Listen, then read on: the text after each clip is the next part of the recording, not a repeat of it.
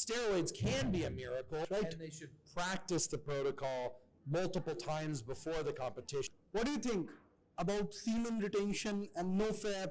Porn becomes addicting. It's so easily accessible. And so the risk is that... So, hi, hello, namaskar, adab, Shoutout. Welcome back to a very new episode of VT Talks. Here I'm with Tony Huge. Welcome to India, Tony. Thank you. How are you? Good. So, we have some questions. So, let's start with first question. This is about your backstory. Can we have an overview? How did you start and how did you come in fitness? I became obsessed with fitness when I was 12 years old. So I've been doing it basically my entire life. And I instantly became obsessed with supplements too. So I would go to the supplement store and, you know, most kids are doing other things, but I'm going to the supplement store and experimenting with every supplement and working out. And my sport was also Taekwondo. But then my career was as a lawyer. And then when I was able to retire as a lawyer, I was able to get back to my passion. You were a lawyer? Yeah. That's great. In America, California. Then how did you switch? I retired from law, and then I had always been studying biohacking. At what age? 33. Until 33, you were natty, right? Until age 30, I was natty, and then as a lawyer, I started competing in bodybuilding competitions, and so I started my first steroid cycle when I was 30 years old in preparation for my first bodybuilding competition. Yeah, and that was inspired by a friend of mine who did an amazing transformation. In 7 weeks, he dropped something like 25 pounds of fat, gained a little bit of muscle, and his muscle definition was very hard. And so he went from looking very soft and not having a good physique to having a really amazing physique in 7 weeks. Now, he was extremely intense. He did everything right. Not everybody can do it that fast, but it showed me what the body was capable of when you do everything right and you add the right chemistry on top. And I had a great physique as a natural. I always had an ego about not using testosterone, steroids, anabolics. I was a natural, and I prided myself on having an amazing physique. When I saw the muscle density, the muscle maturity, and the shape of the muscle of competitive bodybuilders, I said, I want that. Yeah. What should a natural athlete keep in mind before turning into enhanced athlete or enhanced? The biggest mistake would be just using the chemistry as a crutch without having a good foundation of how to train and how to eat. A lot of people do start using the chemistry, and I'm saying chemistry means steroids, peptides, growth hormone, insulin, SARMs, all of these different things. So we'll just call that chemistry. So the mistake would be just using the chemistry without having a good foundation, and then it becomes a crutch, and you never learn the proper training. So we can debate about how long someone should stay natty and how much they should develop their physique before beginning the chemistry, but certainly there should be some foundation. And then that foundation, when you're on the chemistry, accelerates everything. So the thing that the natty should keep in mind when becoming enhanced and starting to use the chemistry is remember, because I also get lazy when I use the chemistry, it becomes easier. Remember how hard you had to work for muscle as a natty? Remember how religious you had to be with your meals and your eating? And then apply the same when you add the chemistry, and don't get lazy. And that's when you see the amazing results. Okay, what do you think? What should be the first cycle or first compound should a natty start from? Yeah, so historically, most people would recommend start testosterone as your first cycle, and just testosterone. And that's fine. That's a safe way to approach it. There's plenty of scientific literature showing that it's very safe if used correctly. But then we have SARMs now. And SARMs have a lot of the same benefits as far as building muscle, but less potential for side effects and less suppression of natural testosterone.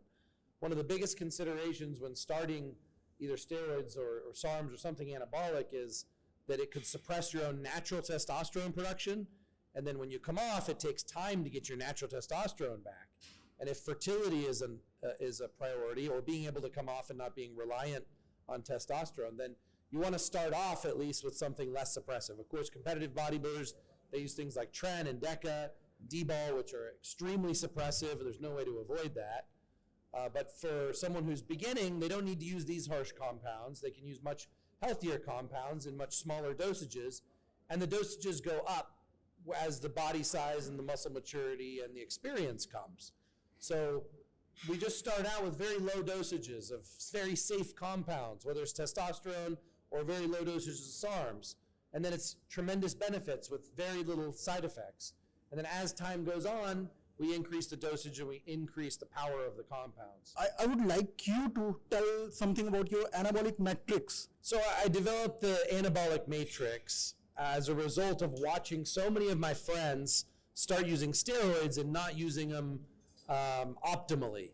So for example, I would have friends that would start steroids and they wanted more gains, more results, so they kept increasing the dosage, but they were ignoring the other pathways. Because to build muscle, there's more than just steroids, right? You got steroids, you got protein, you got carbohydrates, you have growth hormone, you have insulin, you have vitamins.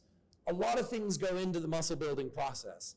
So I noticed that people would get so fixated on the steroid, taking so much, and then there's a law of diminishing returns, right? You take a little bit of steroids, you have great effects with very little side effects.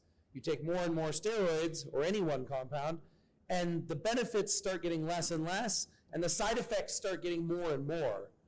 So in order to try to teach this to my friends, I would say, look at these other pathways you're ignoring. These other pathways start becoming the limiting factor. Instead of adding a lot more steroids, add just a little bit more growth hormone, or MK677, or growth hormone releasing peptides. There's a lot of different things on each pathway, like the androgen receptor, which is testosterone, steroids, SARMs, and then a different pathway is growth hormone. And under that pathway, there's also many different supplements.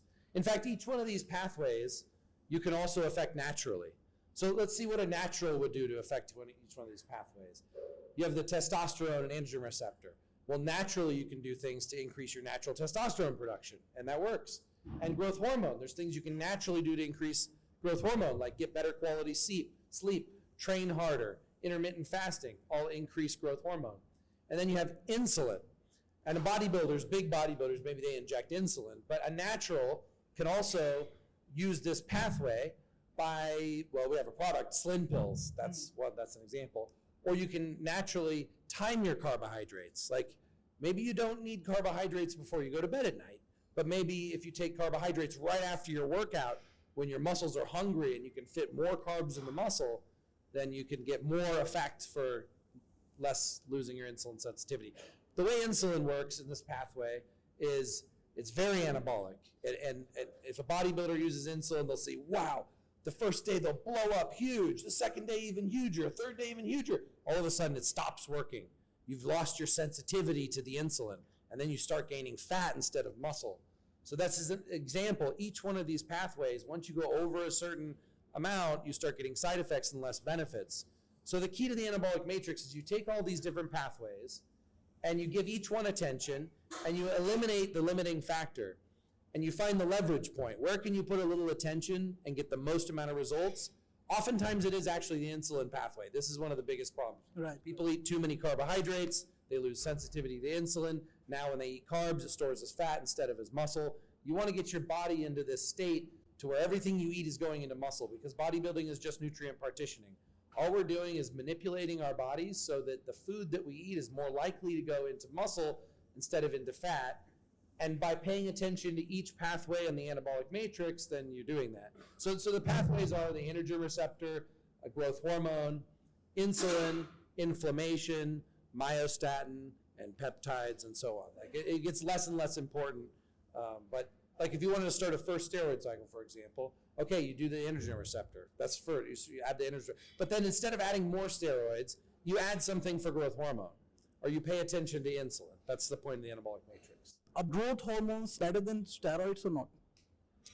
If you have to choose one or the other for building muscle, you pick steroids for sure. But why? Steroids are more specific towards building muscle, even though steroids do other things in the body, like primarily steroids build muscle, whereas growth hormone repairs all tissue in the body. It's less selective towards muscle. So you want to take some things that are more selective towards muscle, so the body prioritizes growth in the muscle first before you add something like the growth hormone.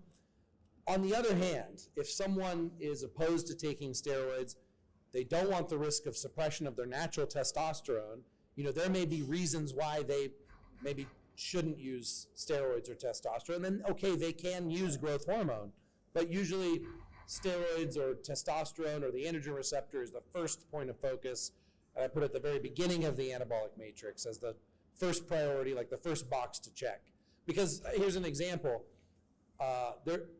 In America, I don't know if it's as bad in India, but in America we have a huge problem with declining testosterone levels, especially as we age, testosterone goes down. And you notice like it's very hard to build muscle with low testosterone. It's like impossible. Like the body as a man, the body won't build muscle without testosterone. So like this is the first thing we have to fix before anything else is make sure at least we have a natural testosterone level that, and not a diminished testosterone level like a lot of people are suffering from.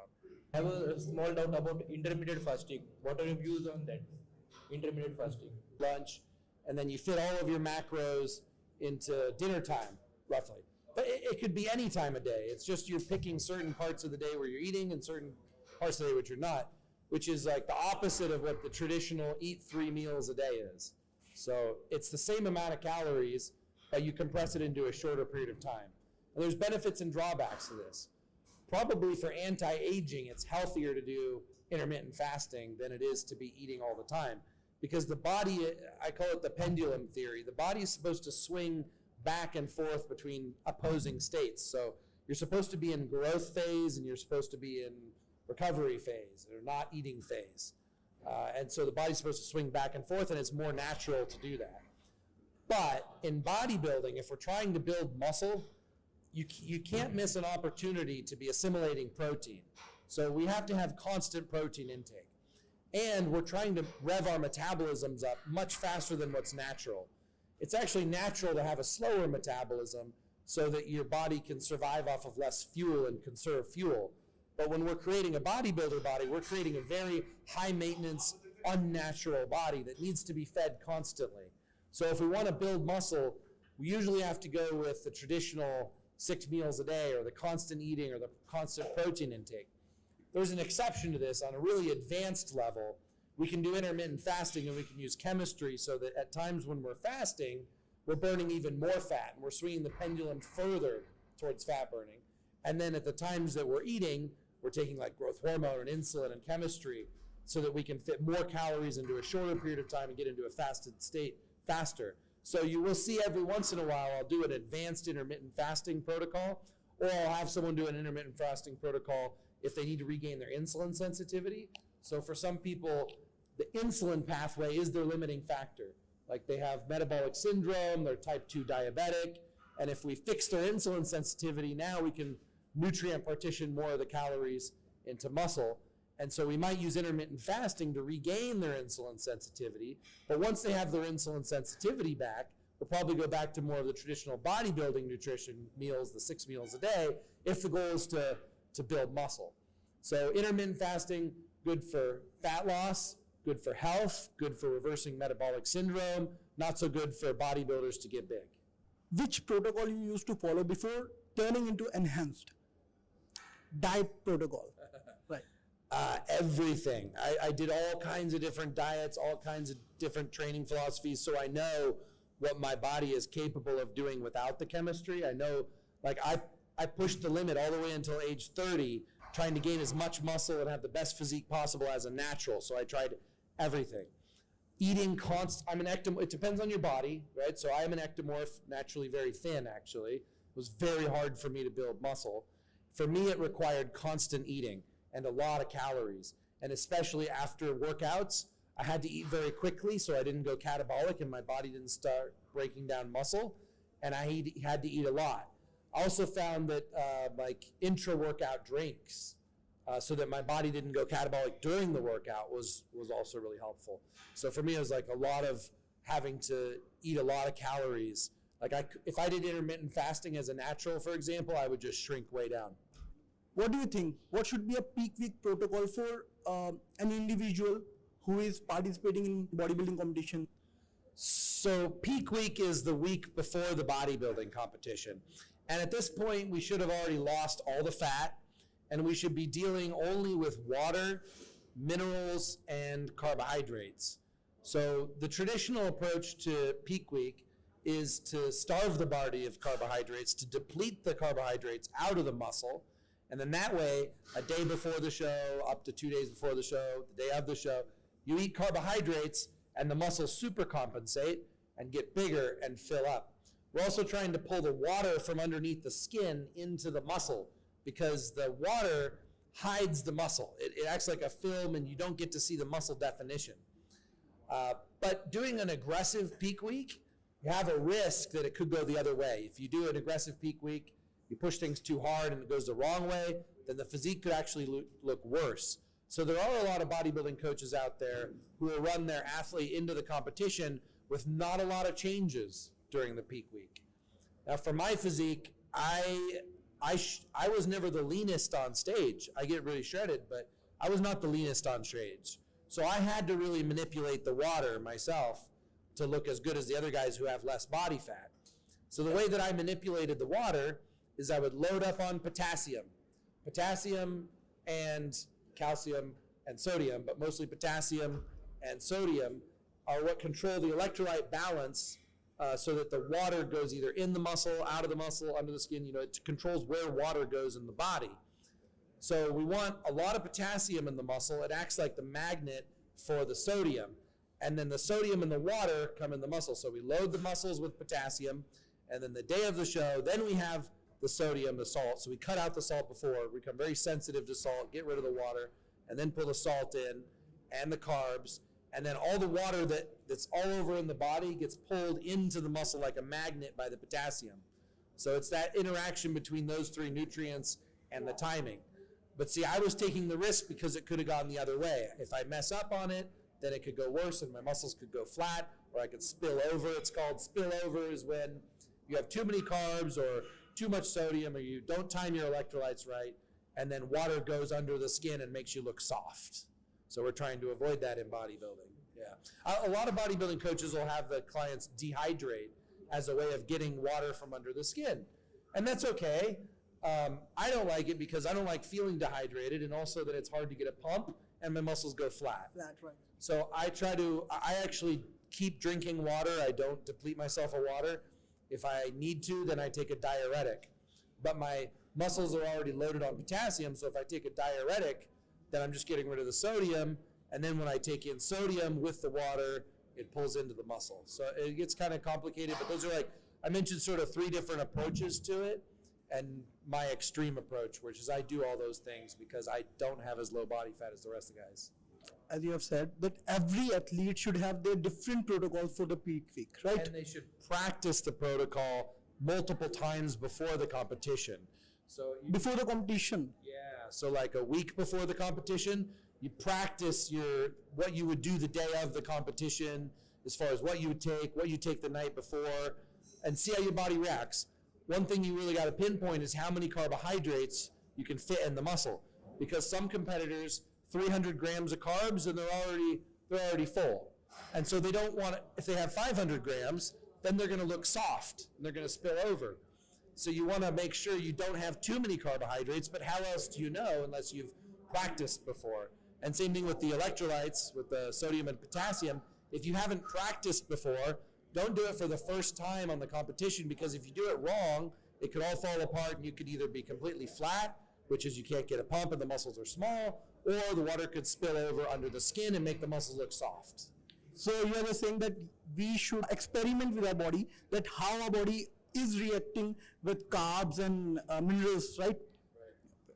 So our next question would be, what do you think about semen retention and NoFap? Does it really work, or is it just an overrated term, right? I think it gets more attention than it deserves just because it's sensationalist, because if you saw it on a headline, you would read it. If you saw it on a video, you would watch it. Like NoFap, everybody is talking about NoFap, semen retention. So like, give me an example of a benefit that it gives you, and I'll say why that's. I'm asking to you, does it What is the offer any benefit, right? Oh, well, they say that it gives you more energy, more vitality. It's like your life energy.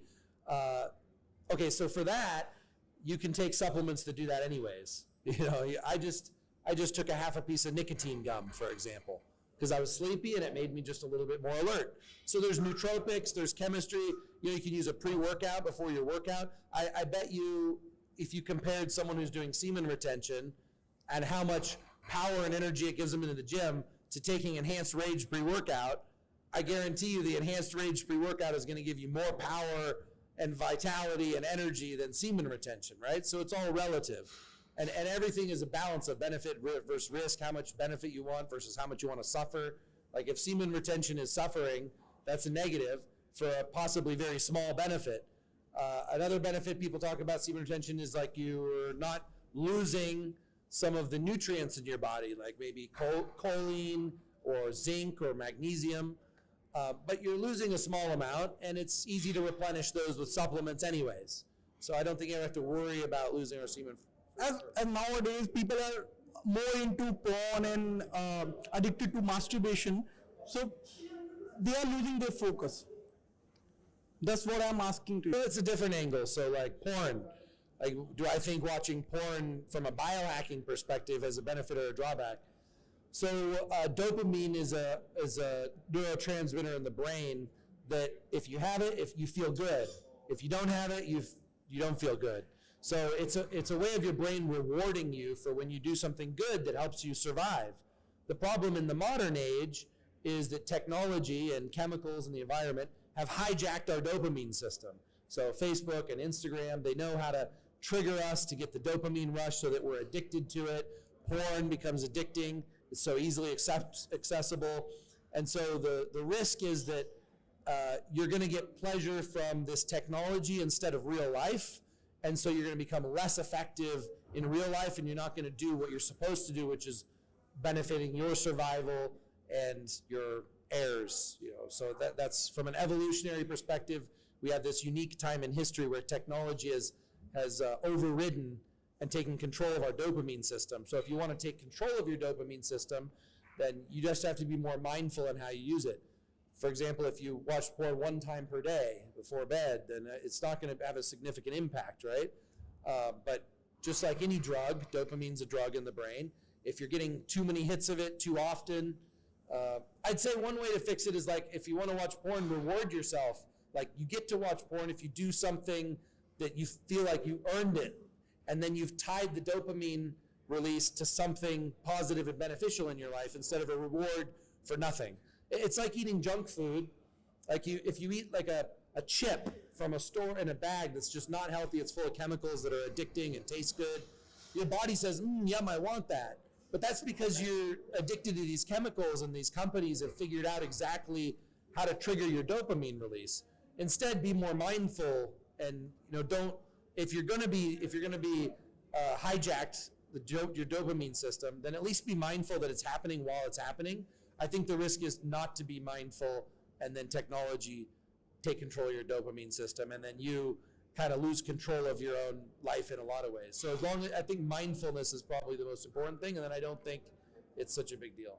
Fasted cardio does burn more fat for a lot of reasons. If you're not fasted, then you have a lot more sugar in your bloodstream, and you're digesting sugar, and your body's going to use the sugar if it's in your bloodstream instead of using fat.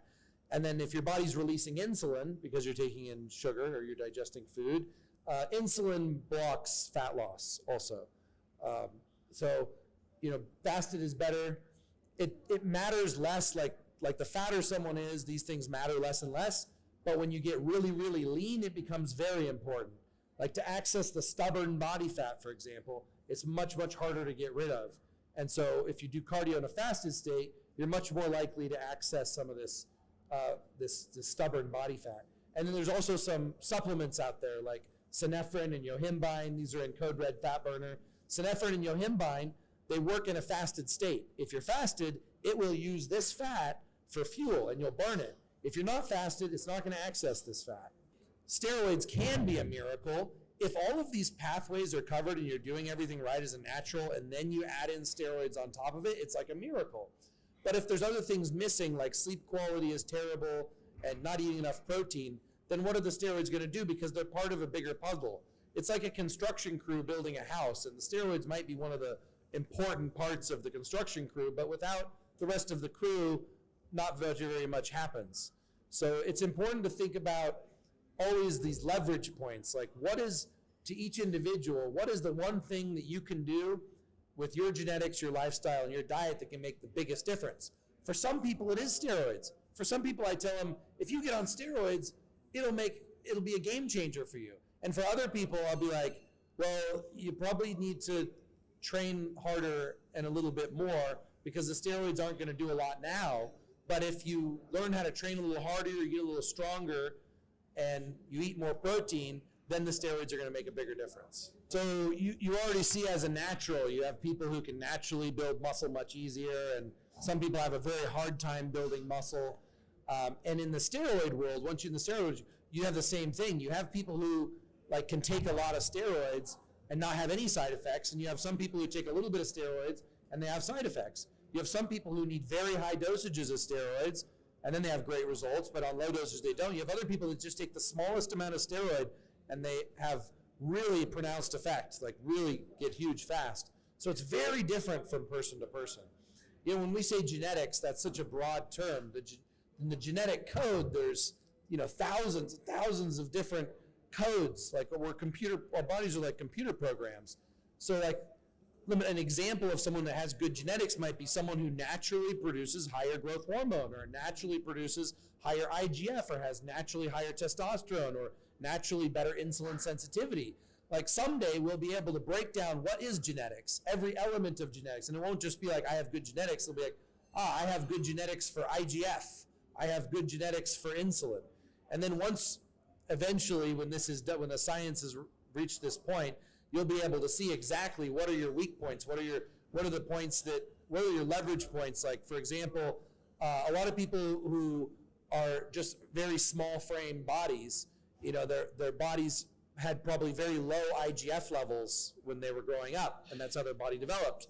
And for them, adding in IGF might make a huge difference. Their bodies have been IGF deficient most of their life, and so that's their leverage point. You add in the IGF, instead of saying they have just bad genetics, because they might have great genetics as far as being able to digest a lot of food, they might have great testosterone levels, but they might just be missing IGF. And then if you can just fix that one part, now they no longer have bad genetics, now they have good genetics. Well, and the same thing in the steroid world. Once you get into taking a lot of steroids, some people just don't respond to certain things very well, and some people respond really well, and that's different in genetics, and it takes some experimentation. So a lot of cycles, they begin out very, very simple, and they work. But once you get more and more complicated and get really complicated, like when we mass blasting people, and I'm controlling every part of the anabolic matrix, then I can see with my own eyes, what is the thing that we can do that will make the biggest difference? And then we kind of override genetics. Then all of a sudden, genetics don't even matter anymore, because we're attacking genetic code from every angle, from every growth pathway. Yes. So carb cycling is where, some meals you wouldn't have carbohydrates, and some meals you have more carbohydrates, and you would strategically time it. So an example of this that I think is very effective is do fasted cardio in the morning, and you don't have any carbs. But then let's say you lift weights in the afternoon. Maybe if you need extra fuel for your workout, maybe you have carbohydrates before the workout. You're strategically thinking about when you're going to have the carbohydrates when you need them for the workout, let's say, or after the workout when you can super compensate, you can hold more carbs in the muscle. You're better off having more carbs after the workout than you are at other times, because you can actually hold more in the muscle. So that's carbohydrate cycling within one day. Then you have carbohydrate cycling over multiple days, where you have one day that's very low carbohydrate and the next day that's high carbohydrate. The benefit of that is the low carbohydrate days, you're going to burn more fat, and you're going to sensitize yourself to insulin.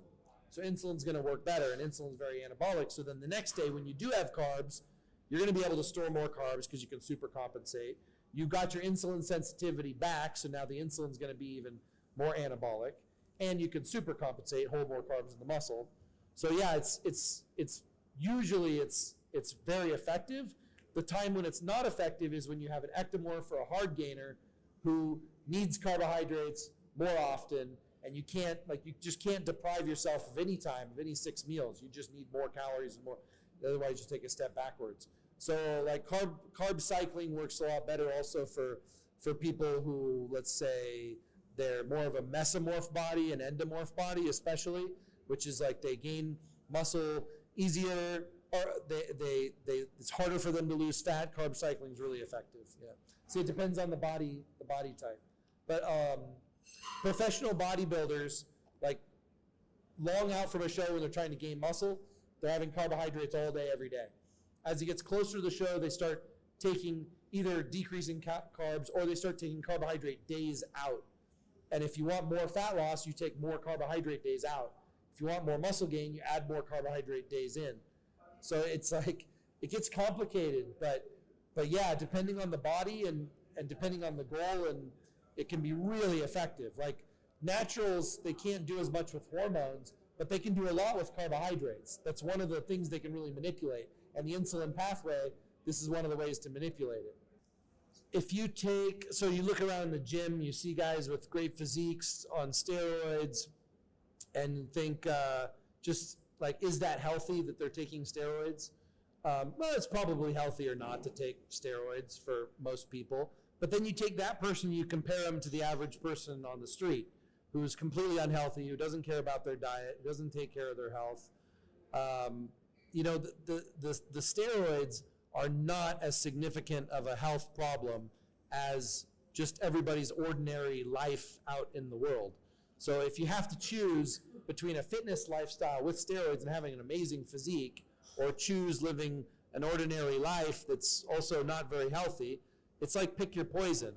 I pick the steroids and the fitness route instead.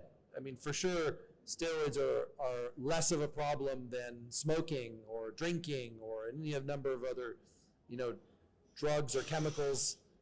Air quality, for example. I'm going to say this in India, like, if someone asks me about steroid side effects, I'm like, I wouldn't be worried about the steroid side effects. I'd be more worried about the air quality. Like, take the steroids and wear a mask, you know, or have an air purifier, and you'll be much healthier on steroids than off with other health impacts.